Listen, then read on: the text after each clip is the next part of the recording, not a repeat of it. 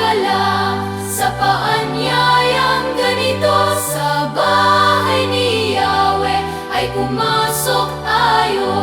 Halina't pumasok sa bahay ni Yahweh. Taglay ang dalangin at galak sa puso. Ako'y nagagalak sa paanyayang ganito. Sa bahay ni Yahweh ay pumasok tayo. Sa ngalan ng Ama, ng Anak at ng Espiritu Santo. Amen. Sumainyo ang Panginoon. At sumayo rin. Mga kapatid, sa araw na ito ating ginugunita ang pagkamartir ni San Juan Bautista.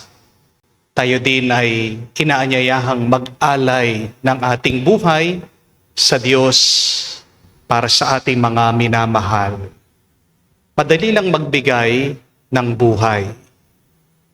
Pero ang mahirap ay yung mabuhay ka para sa iba, para sa Diyos, araw-araw. It is so easy to give yourself as a sacrifice one time. But what is more difficult is when you live in faithfulness.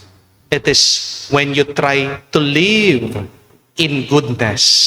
It is when you try to love others daily, always, consistently.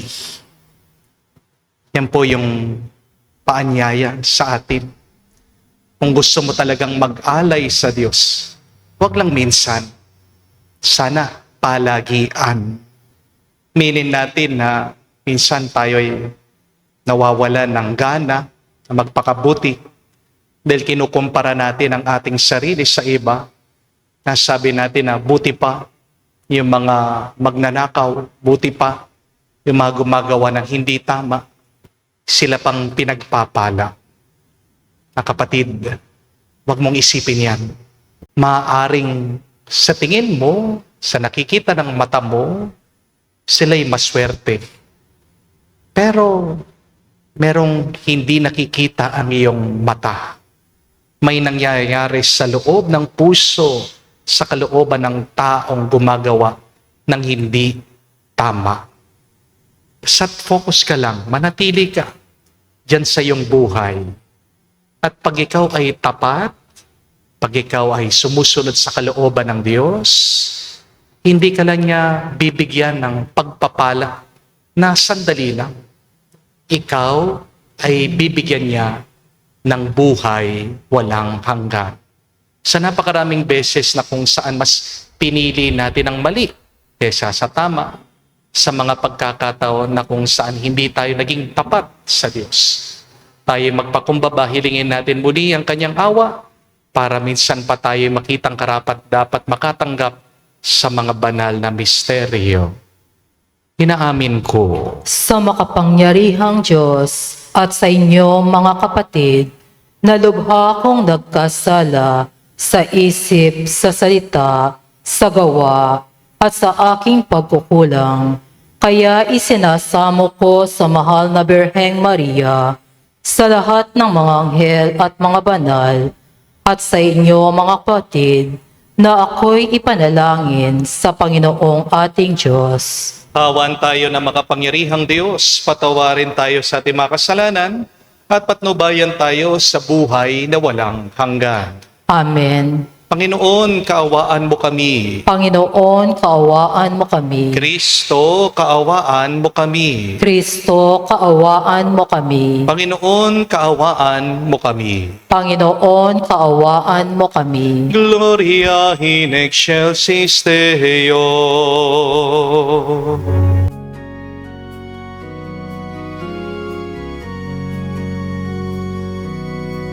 Luwalhati sa Diyos sa kaitaasan,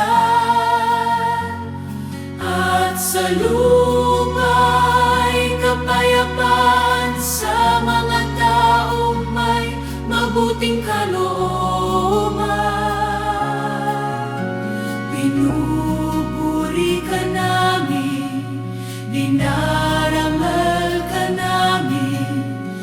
Sinasamba ka namin, niluluwalhati ka namin.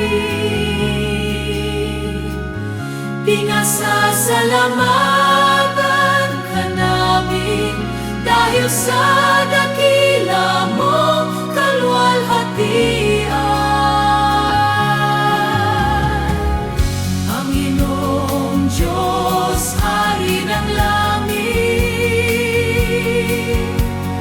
Diyos Amang makapangyarihan sa lahat, Panginoong Hesukristo, buktong laanan, Panginoon Diyos, Kordero ng Diyos, Anak na Ama. Ikaw na nagais ng mga kasalanan ng sanlibutan, maawa ka sa amin. Tanggapin mo ang aming kahilingan, ikaw na naluluklok sa kanan ng Ama. Maawa ka sa amin, sapagkat ikaw lamang ang banal, ikaw lamang ang Panginoon, ikaw lamang, O Hesukristo, kasama ng Espiritu Santo sa kaluwalhatian ng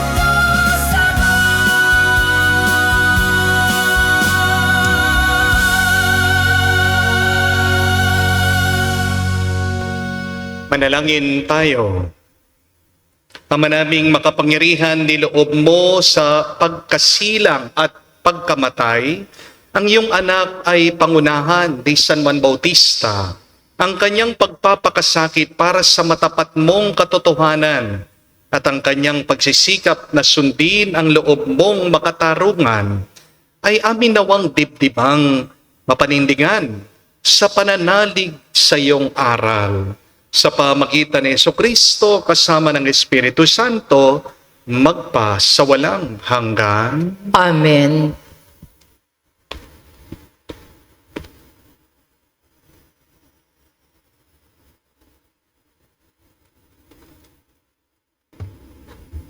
Pagbasa mula sa aklat ni Propeta Jeremias. Noong mga araw na iyon, sinabi sa akin ng Panginoon, magpakatatag ka, humayo ka, at sabihin mo sa kanila ang lahat ng inuutos ko. Huwag kang matakot sa kanila. Pag hindi ka sumunod sa akin, lalo kang matatakot kung naroon ka na sa kalagitnaan nila. Pakinggan mong mabuti ito, Jeremias, ang bawat isa sa lupaing ito, ang mga hari ng Huda, ang mga pinuno, ang mga saserdote, at ang buong bayan ay sasalungat sa iyo. Ngunit gagawin kitang sintibay ng isang lungsod na naliligid ng mga muog, sintatag ng haliging bakal o pader na tangso.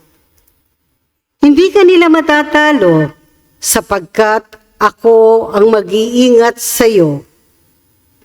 Akong Panginoon ang nagsasabi nito. Ang salita ng Diyos. Salamat sa Diyos. Patuloy kong isasaysay ang dulot mong kaligtasan. Patuloy kong isasaysay ang dulot mong kaligtasan. Sa iyo lang, Panginoon, lubos akong nananalig. Sa iyo, huwag mo akong pabayaan, mapahiya at malupig. Tulungan mo ako ngayon, yamang ikaw ay matuwid. Ako sana ay sagipin, sa daing ko ay makinig. Patuloy kong isasaysay ang dulot mong kaligtasan. Ikaw nawa ang move ko at ligtas na kakandungan. Matatag na kublihan ko at matibay na sanggalang. Sa lahat ng masasama, O Diyos, ako'y paglaban. Sa kukunang mababangis, huwag mo akong pabayaan. Patuloy kong isasaysay ang dulot mong kaligtasan. Panginoon, sa iyo ko inilagak ang pag-asa. Maliit pang bata ako, sa iyo'y may tiwala na. Sa simula at mula pa, wala akong inaasang mag-iingat sa sarili, kundi tanging ikaw lamang. Kaya naman ikaw po pupuriin araw-araw. Patuloy kong isasaysay ang dulot mong kaligtasan.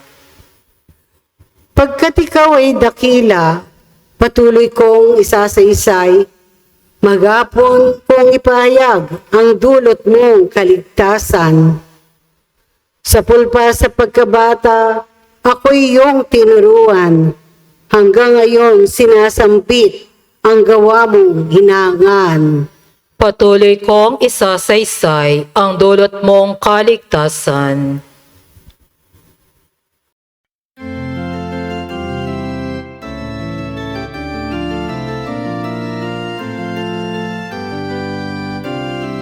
Alleluia, alleluia.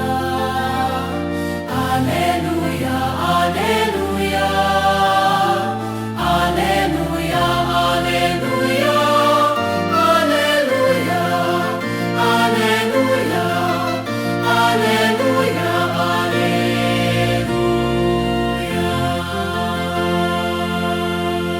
Mapalad ang inuusig sa gawang puspos ng bahid, pagkat may kakamting langit. Alleluia, alleluia. Sumainyo ang Panginoon. At sumayo rin. Ang mabuting balita ng Panginoon ayon kay San Marcos. Papuri sa iyo, Panginoon. Nung panong yun, si Herodes ang nagpahuli, nagpagapos at nagpabilanggo kay Juan dahil kay Herodias. Ang babaeng ito'y asawa ni Felipe na kapatid ni Herodes, ngunit kinakasama niya. Laging sinasabi sa kanya ni Juan, hindi matuwid na kunin ninyo ang asawa ng inyong kapatid. Kaya't si Herodias ay nagkimkim ng galit kay Juan. Hinangan niyang ipapatay ito, ngunit hindi niya magawa sapagkat natatakot si Herodes kay Juan. Alam niyang ito'y taong matuwid at banal, kaya't pinagsasanggalang niya. Gustong-gusto niyang makinig kay Juan, bagamat labis siyang nababagabag sa mga sinasabi nito. Sa wakas ay nagkaroon ng pagkakataon si Herodias nang anyayahan ni Herodes sa kanyang kaarawan. Sa wakas ay nagkaroon ng pagkakataon si Herodias nang anyayahan ni Herodes sa kanyang kaarawan ang kanyang mga kagawad, mga pinuno ng hukbo at ang mga pangunahing mamayan ng Galilea. Pumasok ang anak na babae ni Herodias at nagsayaw. Labis na nasiyahan si Herodes at ang mga panauhin. Kaya't sinabi ng hari sa dalaga, hingin mo sa akin ng anumang ibig mo at ibibigay ko sa iyo. At naisumpa pa niyang ibibigay kahit ang kalahati ng kanyang kaharian, kung ito ang hihilingin niya. Lumabas ang dalaga at tinanong ang kanyang ina, ano ang hihingin ko? Ang ulo ni Juan Bautista. Sagot ng ina. Dali-daling nagbalik ang dalaga sa kinaroroonan ng hari. Ang ibig ko po'y ibigay niyo sa akin. Ngayon din, sa isang pinggan, ang ulo ni Juan Bautista, sabi niya. Labis na nalungkot ang hari, ngunit dahil sa kanyang sumpa na narinig ng kanyang mga panauhin, hindi niya matanggihan ang dalaga. Kaagad niyang inutos sa isang bantay na dalhin sa kanya ang ulo ni Juan. Sumunod ang bantay at pinugutan si Juan sa bilangguan. Nilagay ang ulo sa isang pinggan at ibinigay sa dalaga. Binigay naman yon ng dalaga sa kanyang ina.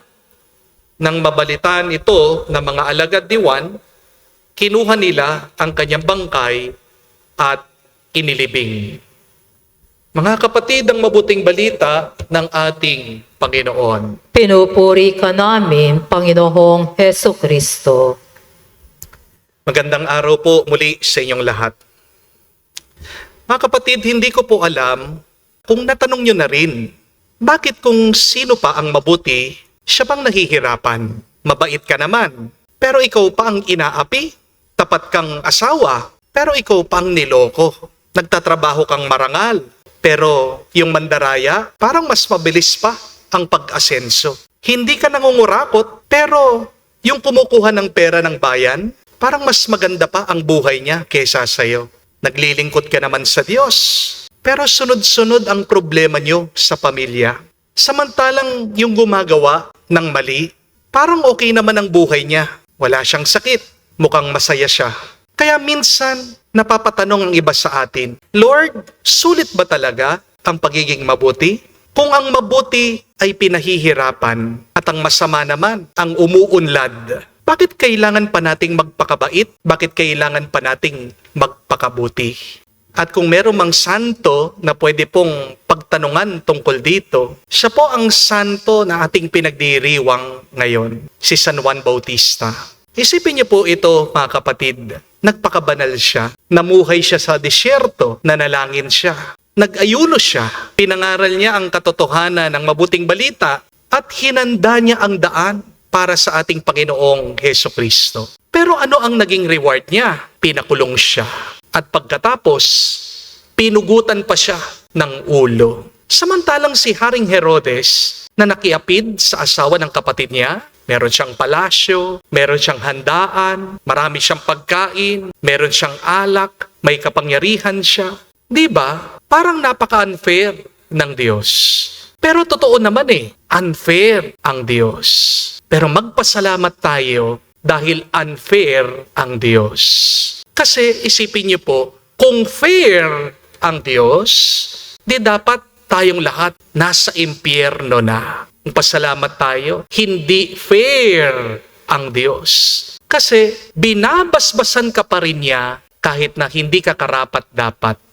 Hindi fair ang Diyos kasi hindi ka niya agad hinuhusgahan. Kaya huwag mo din agad husgahan ang kasalukuyan mong kalagayan. Kapag nakita mo sinusunog ng magsasaka yung tanim niya, baka akalain mo pinapatay niya ang kanyang mga tanim na halaman. Hindi po. Isa pong method yan, isang paraan yan ng mga magsasaka para mapatay nila yung mga peste.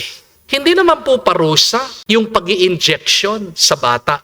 Di po ba? Maaaring sa isang sanggol, sa isang maliit na bata, kapag siya ay tinutusok ng injection, kala niya sinasaktan siya. Hindi. Yung injection na yon, kahit na masakit, ay protection. Huwag nating isipin na ang tagumpay dito sa mundo ay agad blessing na. At para gumaan ang ating pakiramdam, tandaan po natin itong mga aral mula kay San Juan. Kung bakit sulit pa rin ang pagiging mabuti kahit na may kahirapan. Unang-una, magpakabait ka para hindi masira ang pagkatao mo. Tandaan, ang pinakakayamanan ng ating buhay ay isang malinis at mabuting kaluluwa. Hindi lang po isang pitakang puno ng pera ang pagpapala. Ang isang mabuting kaluluwa, yan ay isang pagpapala, blessing, kabutihan galing sa Diyos.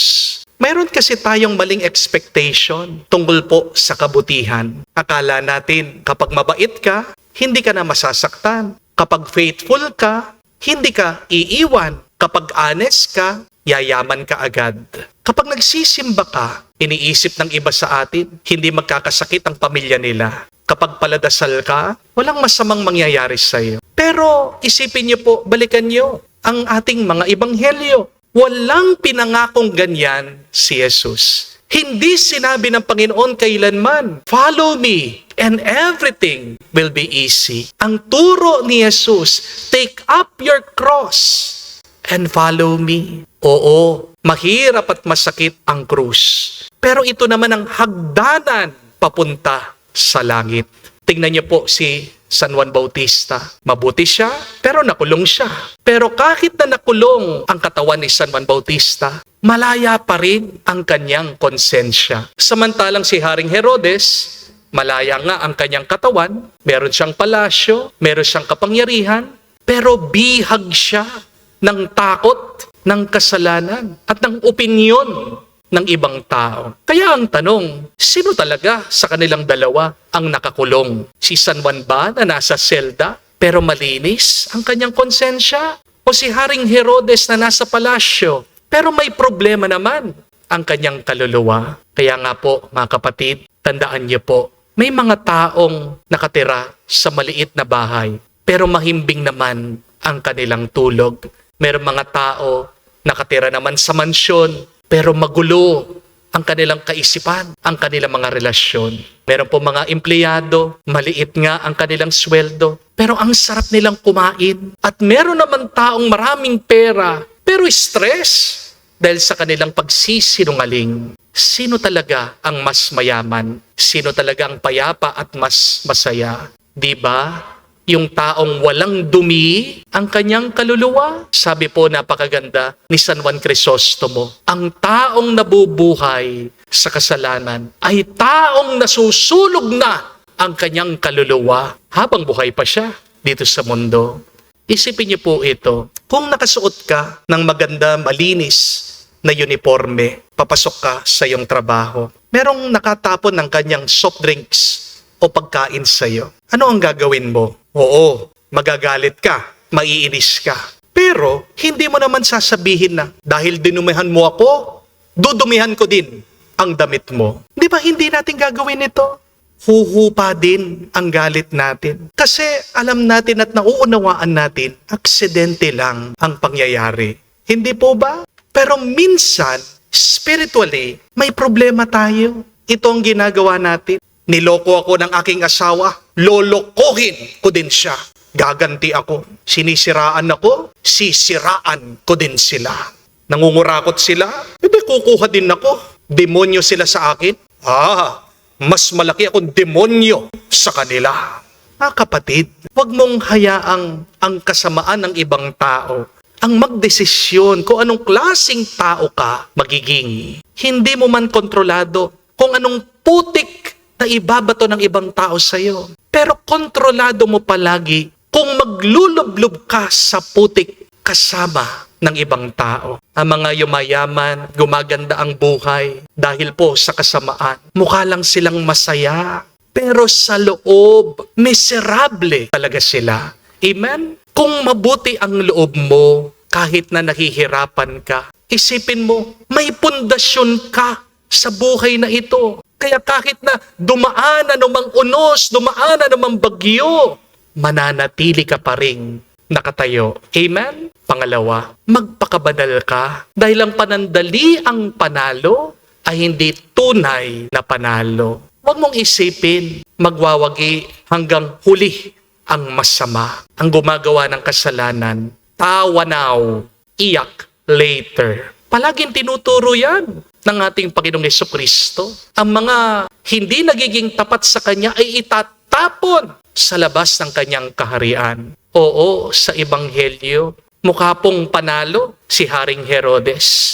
Pero kahit na napatay niya si San Juan Bautista, ginugulo pa rin daw siya ng kanyang konsensya. Nababagabag siya. Sabi nga niya, si Juan na pinugutan ko ng ulo, muling nabuhay. Patay na po si San Juan. Pero buhay pa rin si Juan sa isip ni Herodes. Napakagandang larawan po nito. Maaari mong patayin ang messenger, pero hindi mo mapapatay ang message. Maaari mong patahimikin ang nagsasalita, pero hindi ibig sabihin nagiging tama na ang mali. Para pong ang alarm clock, tumunog po ng alas 5 ng umaga, naiinis ka. Ano ang gagawin mo? Pipindutin mo yung snooze. tumunog ulit, snooze ulit. Hanggang sobrang inis mo, paulit-ulit nag-i-snooze. Pinatay mo na yung alarm clock mo. Tahimik na. Pero ito ang tanong, dahil pinatay mo na ba yung alarm clock, nawawala na rin ba ang umaga? Hindi. Di po ba? Kapag pinatay mo na ba yung alarm clock mo, hindi na nagre-ring, hindi ka na ba malilate sa iyong trabaho? Di ba hindi? Ganon po ang ginawa ni Herodes. Si Juan, ang alarm ng kanyang konsensya. Ayaw niyang marinig, kaya pinatahimik niya ang alarm. Pero hindi ibig sabihin, tahimik na rin ang katotohanan. At nangyayari po yan ngayon sa ating kasalukuyan. Kapag pinupuna ang isang politiko, meron pa rin mga supporters na magtatanggol sa kanila. Kapag binabago mo ang maling sistema, kamubuhian ka ng ibang tao. Kapag kinukorek mo ang mali ng isang tao, pagsasabihan ka pa niya na nagmamayabang ka. Please, my dear friends, do not shoot the singer just because you do not like the song. You can silence the voice, but you can never silence the truth. Oo, mahirap at masakit magsabi ng totoo. Pero nagpapakatotoo ang malaya. Because as the gospel says, the truth shall set you free. Pangatlo po at kahuli-hulihan, magpakabanal ka pa rin dahil magwawagi ang mabuti laban sa masama bandang huli. Napansin niyo po ba, wala po tayong tinatayong rebulto o estatwa para sa mga diktador, para po sa mga mamamatay tao, para po sa mga magnanakaw, para po sa mga rapists, para sa mga masamang tao. Sinong inaalala natin hanggang ngayon? Ang mga bayani, ang mga santo, ang mga mabubuting tao. Tandaan niyo po yan, evil may win for a moment, but evil does not win in the end. Kung ang buhay natin hanggang libingan lang, masasabi nating lugi, talo si San Juan Bautista. Pero alam natin, dahil sa ating pananampalataya, may buhay walang hanggan. May eternal life. Kaya sino talaga ang panalo? Diba? Si San Juan Bautista? Tingnan niyo po, libo-libong taon na ang nakalipas. Si San Juan pa rin ang ating inaalala, pinararangalan. Kaya kung naniniwala ka sa Diyos, kung naniniwala ka may langit, huwag kang malungkot kung nahihirapan ka dahil nagpapakabuti ka lamang. Dahil may gantimpala pa rin ang mga nagpapakabanal. At may araw pa rin ang mga masamang tao. Mga kapatid, magdasal po tayo sa banal na misang ito. Natulungan tayo ni San Juan Bautista na umasa at manalig. Huwag nating husgahan ang buhay natin ayon sa hirap na ating nararanasan. Mas piliin pa rin nating maging mabuti, maging tapat, magmahal kahit na tayo'y may sakit, kahit na niloko ka, kahit na may utang ka, kahit na nahihirapan ka, kahit na natatakot ka, dahil tandaan mo, ang mga pinagpapala ng Diyos, ang mga binibigyan niya ng buhay walang hanggan, ay yung mga nagpapakabuti sa gitna ng paghihirap. At sabihin natin, hingin natin ang tulong at panalangin ni San Juan Bautista. San Juan Bautista, ipanalangin mo kami ngayon hanggang sa magpa sa walang hanggan. Amen. Tumayo po tayo, alay po natin sa Diyos ang ating mga dasal at panalangin. Maraming nagpapatotoo sa kanilang pananampalataya sa pamagitan ng kanilang buhay dahil sa pagkabatid natin ng ating misyon sa mundo ay maging mga propeta. Manalangin tayo sa ating mapagmahal na Ama na gawin tayong tapat sa ating bukasyon, ating sabihin, Panginoon, dinggin mo kami. Panginoon, dinggin mo kami. Ang simbahan, naway may tapang natuparin ang kanyang propetikong misyon na ipahayag ang Ebanghelyo nang walang takot o kompromiso. Manalangin tayo sa Panginoon. Panginoon, dinggin mo kami. Ang mga naglilingkod sa pamahalahan, naway magkaroon ng budhing matatag na nakabatay sa katapatan at moralidad. Manalangin tayo sa Panginoon. Panginoon, dinggin mo kami. ang ating pamayanan naway manindigan at magsalita para sa katarungan at dignidad ng tao. Manalangin tayo sa Panginoon. Panginoon, dinggin mo kami. Sa katahimikan po ng ating puso, sabihin natin sa Diyos ang ating mga personal na pangangailangan. Diyos naming makapangyarihan, pinagpala mo kami ng pangaral at halimbawa ni San Juan Bautista. May alay nawa namin ng aming buhay sa paglilingkod sa iyo sa pamamagitan ng aming pangangaral at buhay. Hinihiling namin ito sa pamamagitan ni Kristo, aming Panginoon. Amen.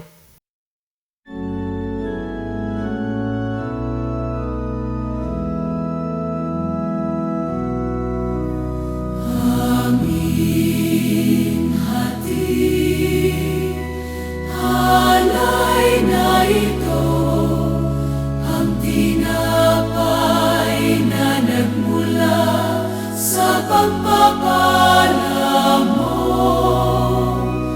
At tanggapin, alak na ito, inuming inihain sa'yo. Mahal naming Diyos, inyong tanggapin ang munting alay mula sa amin. Buong puso namin hihintayin pagpapala na aming hiling. Pagpapala na aming hiling. Manalangin kayo mga kapatid para ang ating mga paghahain ay kalugdan ng Diyos amang makapangyarihan. Tanggapin dawa ng Panginoon itong paghahain sa iyong mga kamay, sa kapurihan niya at karangalan, sa ating kapakinabangan, at sa buong sambayanan niyang banal. Ama naming lumikha sa aming paghahain ngayon ng mga alay, ipagkaloob mo ang tuwid na landas na pinangaral ni San Juan sa ilang, at sa dugo niyang dumanak ay matapang niyang tinatanak. Sa pamamagitan ni Jesucristo, kasama ng Espiritu Santo, magpa sa walang hanggan.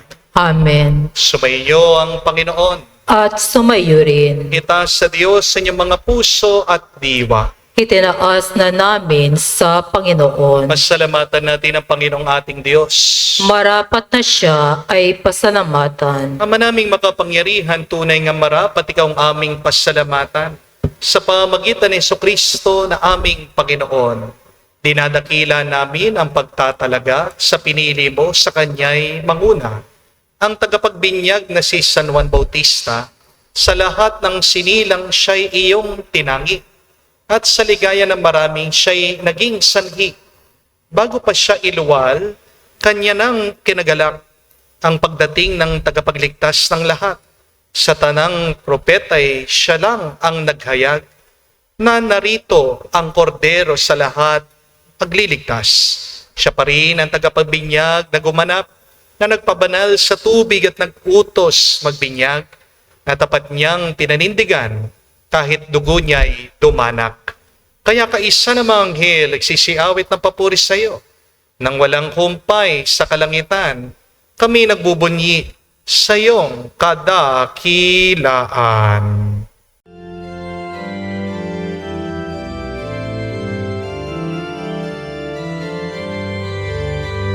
Santo, Santo, Santo, Panginoong Diyos ng mga hukbo, napupuno ang langit at lupa ng kadakilan mo.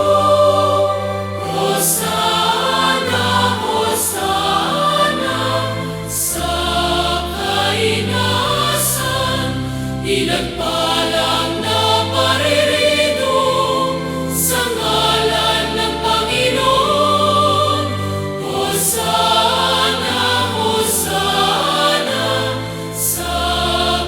kainasan. Hosana, Hosana sa kainasan.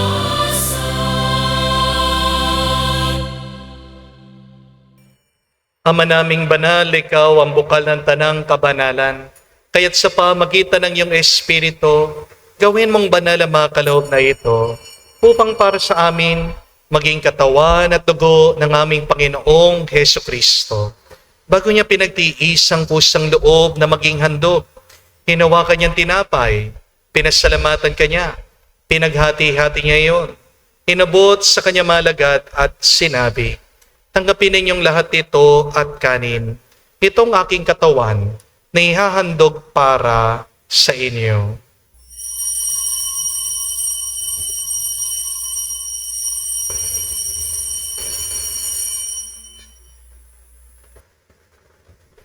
Gayon din naman na matapos ang hapunan, hinawakan niyang kalis. Muli kanyang pinasalamatan. Nabot niya ang kalis sa kanya malagad at sinabi, "Tanggapin niyong lahat ito at inumin. Ito ang kalis ng aking dugo, ng bago at walang hanggan tipan. Ang aking dugo na ibubuhos para sa inyo at para sa lahat, sa ipagpapatawad ng mga kasalanan. Gawin ninyo ito sa pag-alaala sa akin."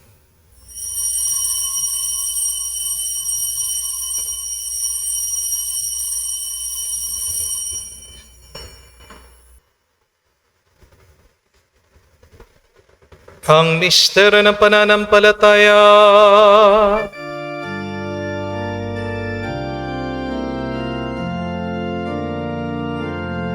Si Kristo ay namatay. Si Kristo ay nabuhay. Si Kristo ay babalik sa wakas, sa wakas, sa wakas ng panahon. Ang mga ginagawa namin ngayon ng pag-alaala sa pagkamatay, muling pagkabuhay ng iyong anak. Kaya tinialay namin sa iyong tinapay, nagbibigay buhay, at ang kalis sa nagkakaloob ng kaligtasan. Kami nagpapasalamat dahil kami yung minarapat na tumayo sa harap mo para maglingkod sa iyo. Sinasamo namin kami magsalo-salo sa katawan na dugo ni Kristo ay mabuklod sa pagkakaisa sa pamagitan ng Espiritu Santo. Ama, lingapin mong iyong simbahan, laganap sa buong daigdig. Puspusin mo kami sa pag-ibig. Kaisa ni Leon ang aming Santo Papa, si Florentino aming Arsobispo at ng Tanang Kaparian. Alalahanin mo rin ang aming mga kapatid na nahimlay, may pag-asang sila'y muling mabubuhay. Gayon din naman lahat ng mga pumanaw. Kawan mo't sila't patuloyin sa iyong kaliwanagan. Kawan mo't pagindapatin kaming lahat, makasalo sa iyong buhay na walang wakas. Kaisa na mahal na Birhen Maria, Ina ng Diyos. Kaisa ni San Jose ang kanyang maluwalhating esposo. Kaisa ng mga apostol, lahat ng mga banal. Si San Juan Bautista na namuhay dito sa daigdig na kalugod-lugod sa iyo. May pagdiwang nawa namin ang pagpupuri sa ikararangal mo sa pamagitan ng iyong anak aming Panginoong Heso Kristo.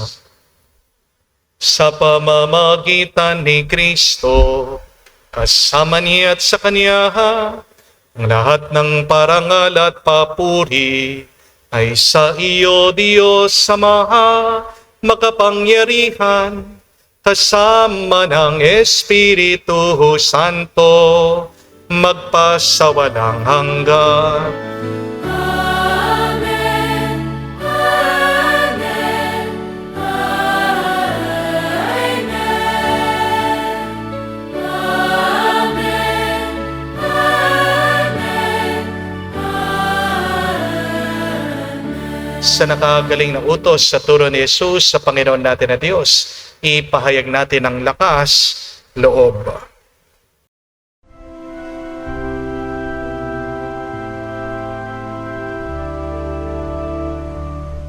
Ama namin,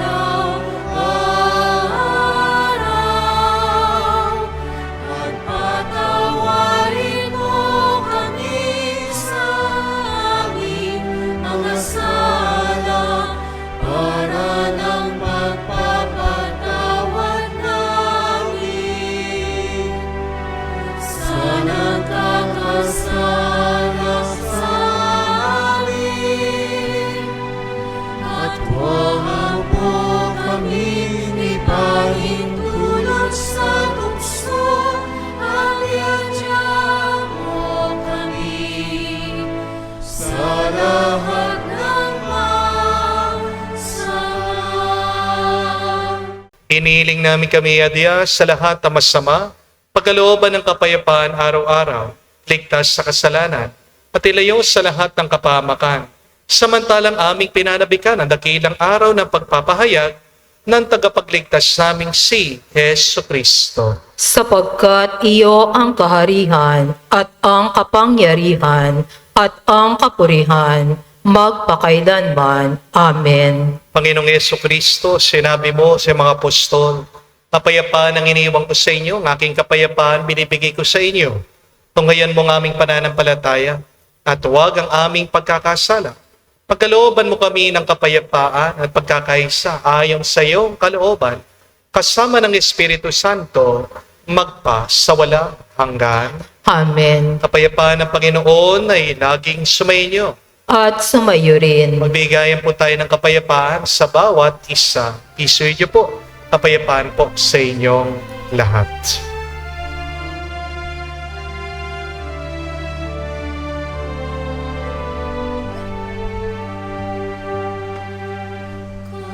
Kordero ng Diyos na nag-aalis ng mga kasalanan ng sanlibutan, maawa ka sa amin.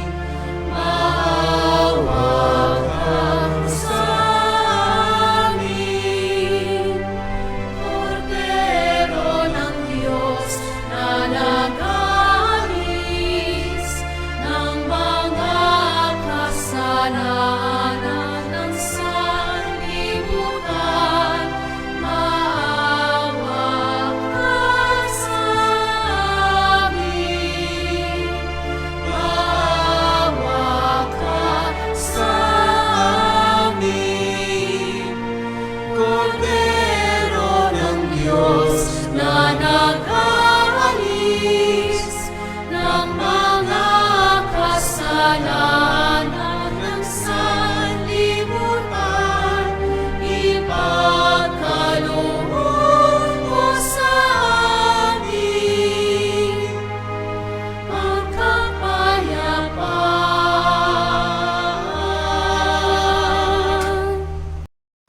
Mga kapatid, naririto ang ating Panginoong Yesu Kristo, ang Kordero ng Diyos, siyang nag-aalis sa mga kasalanan ng sanlibutan. Mapalad tayong lumalapit sa piging ng Kordero. Panginoon, hindi ako karapat-dapat na magpatuloy sa iyo, ngunit sa isang salita mo lamang ay gagaling na ako.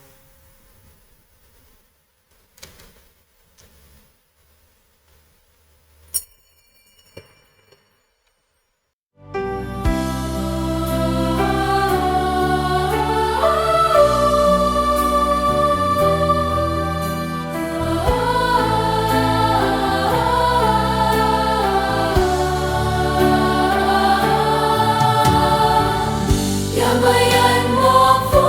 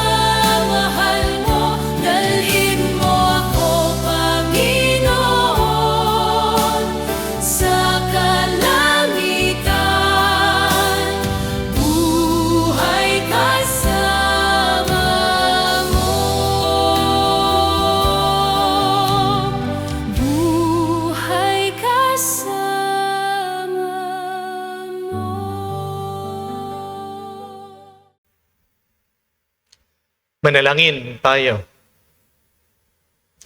Ama namin mapagmahal, sa aming pagsasalo sa banal na pakikinabang, ngayong pinagdiriwang ang pagsilang sa kalangitan na tagapagbinyag na si San Juan. Pagkaloob mong sambahin namin ang inilalahad nitong buhay at ikagalak naming lalo ang pagganap nito araw-araw. Sa pamagitan ni Kristo kasama ng Espiritu Santo, magpa sa walang hanggan. Amen. Hinanyayaan ko po kayo na ilagay ang inyong mga kanang kamay sa inyong mga dibdib at sabay-sabay po nating dasalin the miraculous prayer of Padre Pio for the quick recovery and healing of the sick. Heavenly Father, I thank you for loving me. I thank you for sending your Son, our Lord Jesus Christ, to the world to save and to set me free. I trust in your power and grace that sustain and restore me. Loving Father, touch me now with your healing hands, for I believe that your will is for me to be well in mind, body, soul, and spirit. Cover me with the most precious blood of your Son, our Lord Jesus Christ, from the top of my head to the soles of my feet. Cast out anything that should not be in me. Root out any unhealthy and abnormal cells. Open any blocked arteries or veins and rebuild and replenish any damaged areas. Remove all inflammation and cleanse any infection by the power of Jesus' precious blood. Let the fire of your healing love pass through my entire body to heal and to make new any disease areas, so that my body will function the way you created it to function. Touch also my mind and my emotion, even the deepest recesses of my heart. Saturate my entire being with your presence, love, joy, and peace, and draw me ever closer to you every moment of my life. And Father, fill me with your Holy Spirit and empower me to do your works, so that my life will bring glory and honor to your holy name. I ask this in the name of Jesus Christ, our Lord. Amen. We ask for the intercession of our Blessed Mother, Mary. Hail Mary, full of grace, the Lord is with you. Blessed are you among women, and blessed is the fruit of your womb, Jesus. Holy Mary, Mother of God, pray for us sinners, now and at the hour of our death. Amen. Padre Pio Petralcina, Pray for us. muli po, maraming salamat sa inyong lahat, lalong-lalo ng ating mga online mass goers, sa palagi niyong pagsubaybay at pakikisa sa ating online mass, lalong-lalo na ang ating healing mass. Tandaan niyo po, kahit na mahirap, pagpatuloy mo ang pagiging tapat, piliin mo pa rin maging mabuti. Kahit na nakakaranas ka ng mga pagsubok o mga sakit, hindi ibig sabihin na nagtatagumpay, umuunlad ang mga makasalanan, na sila'y pinagpala na. Tandaan niyo po, ang demonyo marunong ding magbigay ng kayamanan. Kung matatandaan niyo, di ba? Ang demonyo nangako na ipagkakaloob ang lahat ng kaharian, lahat ng kayamanan sa ating Panginoon kung sasamba lang ang ating Panginoon sa Kanya. Pero hindi ginawa ni Jesus ito. Hindi lumuhod ang ating Panginoon sa demonyo. Kasi pinapakita niya sa atin, meron pang mas mahalaga kaysa sa kayamanan. Amen? Meron pang mas mahalaga, mas importante kaysa sa isang buhay na mukhang masaya. Dahil ang tunay na masayang tao ay yung tao merong mabuting konsensya, mabuting kaluluwa. Amen? Yan ang unang-una. Huwag mong pagpapalit ang iyong konsensya, ang iyong kaluluwa para lang sa kayamanan, para lang sa kapangyarihan, para lang sa isang magandang buhay. Dahil pag may sira ang iyong kalooban, mas madali kang bumagsak. Pangalawa, tandaan niyo po, pag nanggaling sa masama ang iyong tagumpay, panandalian lang yan. Mabilis lang yang mawawala. Pero pag ikaw ay tapat sa Diyos, oo, may pagsubok, hindi lang naman ikaw ang pagpapalain, pati ang mga susunod sa iyo ang buong angkan mo. Mas nagtatagal ang pagpapala kung ikaw ay nagpapakabuti at tapat sa Diyos. At kahuli-hulihan, hindi mananalo bandang huli ang mga makasalanan. Ang mga nagwawagi bandang huli ay ang mga tapat, nagpapakabuti, nagpapakabanal. Kaya nga po, nakasulat, sabi po ni San Pablo, nasa bandang huli, katapusan ng karera natin, may naghihintay ng korona ng ligaya. Kung matatapos lang ang buhay natin dito sa mundo, sa kamatayan, maaaring lugi, talo, ang mga nagpapakabuti. Pero merong eternal life. Pero merong buhay walang hanggan. At sino ang mga pinararangalan? Sino mga tinatampok ng Diyos? Sino kinalulugod ng Diyos bandang huli? Yung mga naging tapat sa pagsunod sa kanyang kalooban kahit na sila'y nahirapan. Kaya sundan po natin ang halimbawa ni San Juan Bautista. Huwag mong husgahan yung buhay sa iyong mga paghihirap. Pero pakinggan mo palagi ang tinig ng Diyos. Siyang maggagabay sa iyo sa lahat ng mabuti. Sumainyo ang Panginoon. At sumayo rin. At kayo'y basbasan ng Diyos, makapangyarihan sa lahat, sa ngalan ng Ama, ng Anak, ng Espiritu Santo. Amen. Ang ating misa'y natapos na. Pumayo kayo sa kapayapaan ni Kristo. Salamat sa Diyos.